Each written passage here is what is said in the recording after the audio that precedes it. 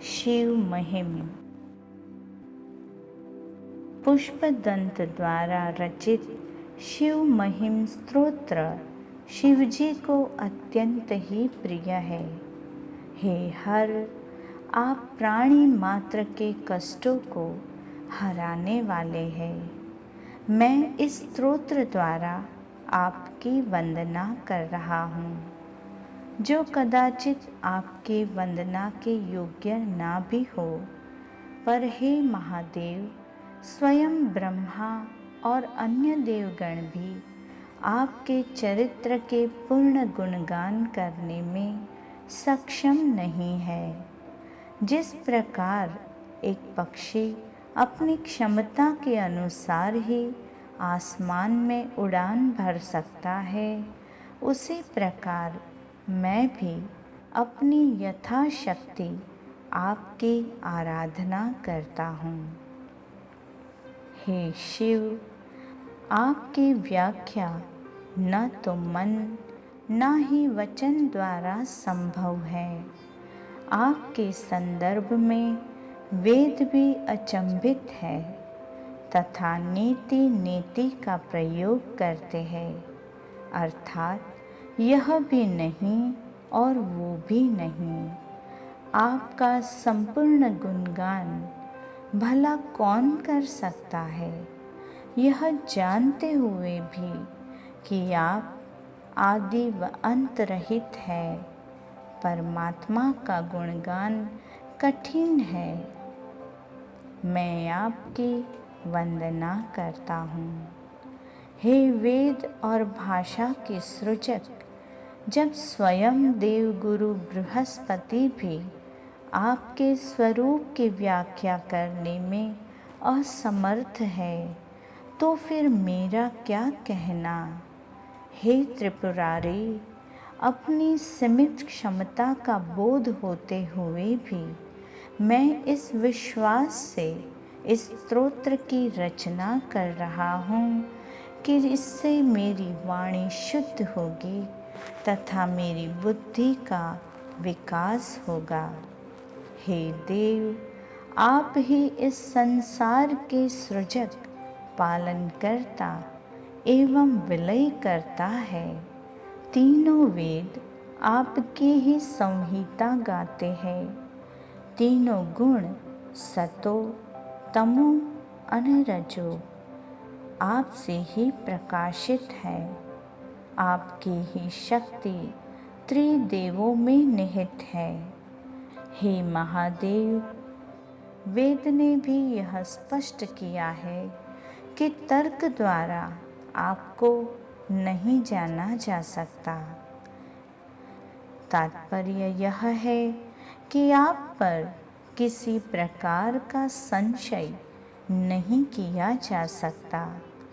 विविध प्राणी सत्य तक पहुँचने के लिए विभिन्न वेद पद्धतियों का अनुसरण करते हैं, पर जिस प्रकार सभी नदी अंततः सागर में ही समाहित हो जाती है, ठीक उसी प्रकार हर मार्ग आप तक ही पहुँचता है।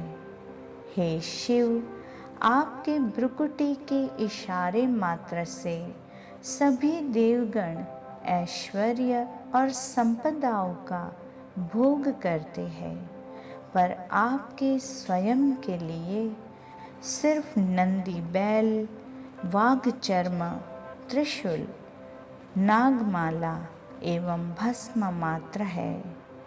अगर कोई संशय करे कि आप देवों के असीम ऐश्वर्य के स्तोत्र हैं, तो आप स्वयं उन ऐश्वर्यों का भोग क्यों नहीं करते? तो इस प्रश्न का उत्तर सहज ही है। आप इच्छा रहित है तथा स्वयं में ही स्थित प्रज्ञ रहते हैं। हे त्रिपुरहंता, इस संसार के बारे में विभिन्न विचारकों के भिन्न भिन्न मत हैं। कोई इसे नित्य जानता है तो कोई इसे अनित्य समझता है। इस विभिन्न मतों के कारण मेरी बुद्धि भ्रमित होती है, पर मेरी भक्ति आप में और दृढ़ होती जा रही है। हे त्रिपुरांतक, क्या आपकी भक्ति कभी विफल हो सकती है? हे महादेव, जब समुद्र मंथन हुआ तब अन्य मूल्यवान रत्नों के साथ महाभयानक विष निकला, जिससे समग्र सृष्टि का विनाश हो सकता था। आपने बड़ी कृपा करके उस विष का पान किया और आप नीलकंठ कहलाए। हे प्रभु, क्या ये आपको कुरूप बनाता है?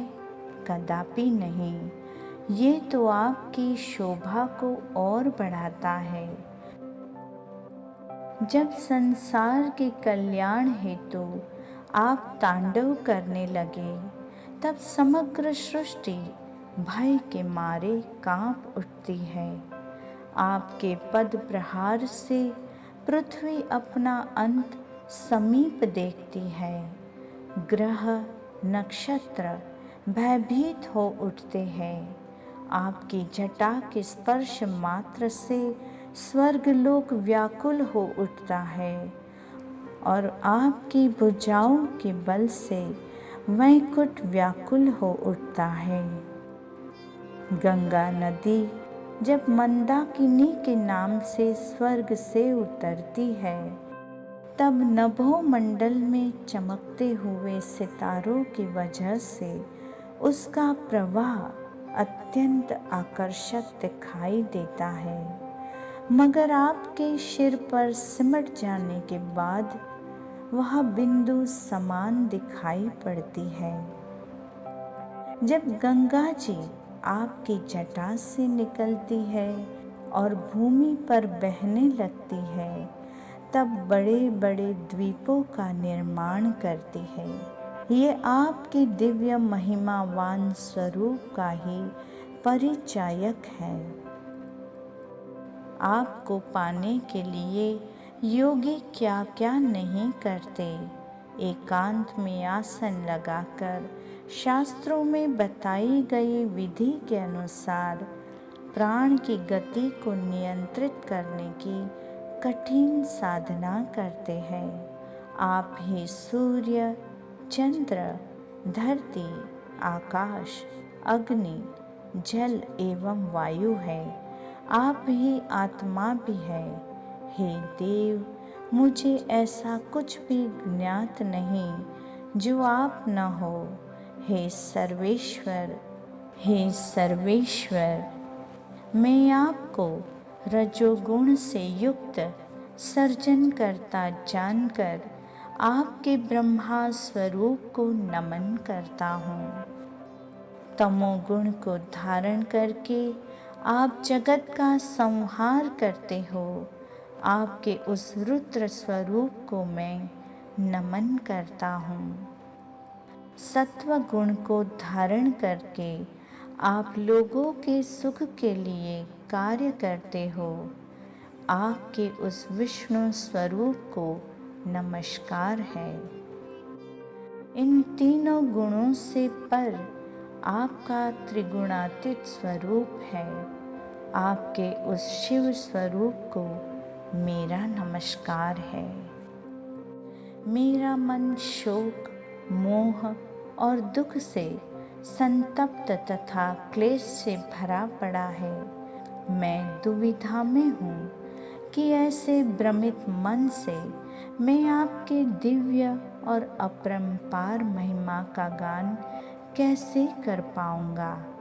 फिर भी आपके प्रति मेरे मन में जो भाव और भक्ति है, उसे अभिव्यक्त किए बिना मैं नहीं रह सकता।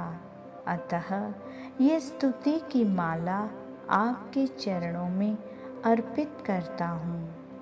यदि समुद्र को दवात बनाया जाए, उसमें काले पर्वत की स्याही डाली जाए, कल्पवृक्ष के पेड़ की शाखाओं को लेखनी बनाकर और पृथ्वी को कागज बनाकर स्वयं ज्ञान स्वरूपा माँ सरस्वती दिन रात आपके गुणों का वर्णन करे तो भी आपके गुणों की पूर्णतया व्याख्या संभव नहीं है।